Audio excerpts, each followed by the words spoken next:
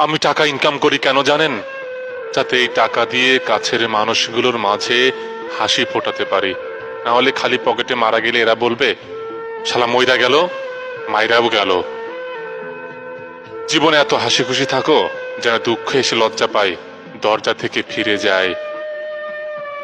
পৃথিবীর সব সুখ আমি দেব তোমাকে, শুধু আমার দুঃখগুলো নিয়ে নিও।